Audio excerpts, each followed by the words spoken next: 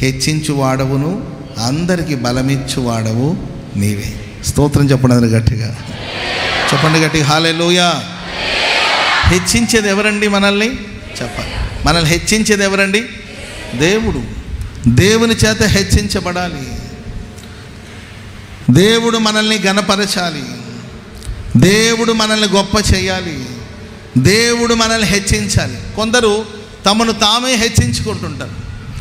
వాళ్ళని ఎవరు హెచ్చించవలసిన అవసరం లేదు, వాళ్ళని ఎవరు ఘనపరచవలసిన అవసరం లేదు. వాళ్ళని వాళ్ళే ఘనపరుచుకుంటారు, వాళ్ళని వాళ్ళే హెచ్చించుకుంటారు, వాళ్ళ సంఘాన్ని వాళ్ళే హెచ్చించుకుంటుంటారు, వాళ్ళ కుటుంబాన్ని గురించి వాళ్ళే హెచ్చించుకుంటుంటారు, వాళ్ళ పిల్లల గురించి వాళ్ళే హెచ్చింపుగా మాట్లాడుకుంటుంటారు. వీళ్ళని ఎవరు హెచ్చించాల్సిన అవసరం లేదండి. తమను తామే హెచ్చించుకునే ఒక గుంపు సమాజంలో, సంఘంలో కూడా ఉన్నారు. మరి కొంతమందిని వాళ్ళు వీళ్ళు హెచ్చిస్తూ ఉంటారు. ఆ హెచ్చింపు కూడా ఎంతో కాలం ఉండొచ్చు. ఏంటండి, వాళ్ళు ఇచ్చే డబ్బును బట్టి కావచ్చు, వాళ్ళు ఇచ్చే ఘనతను బట్టి కావచ్చు. ఏంటండి, మనుషులు పొగడతలతో ముంచెత్తి వాళ్ళని ఒక ఉన్నతమైన స్థాయిలో ఉంచాలని వీళ్ళు మనుషుల్ని హెచ్చిస్తూ ఉంటారు.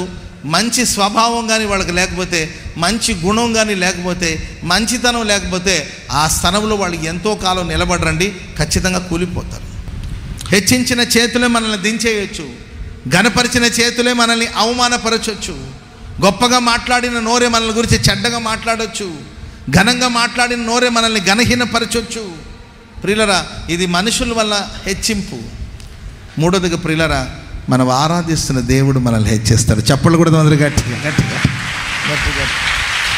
దేవుడు ఒక వ్యక్తిని హెచ్చిస్తే, దేవుడు ఒక వ్యక్తిని ఘనపరిస్తే, దేవుడు ఒక వ్యక్తిని ఉన్నతమైన స్థాయికి తీసుకెళ్తే ఎవరు ఏమీ చేయలేరండి. లోకమంతా ఏకమై ఆ భక్తునికి వ్యతిరేకంగా లేచిన దేవుడు ఒక వ్యక్తిని ఘనపరిచినప్పుడు అతని ఘనత లేకపోతే అతని హెచ్చింపు పదిలంగా ఉంటుంది.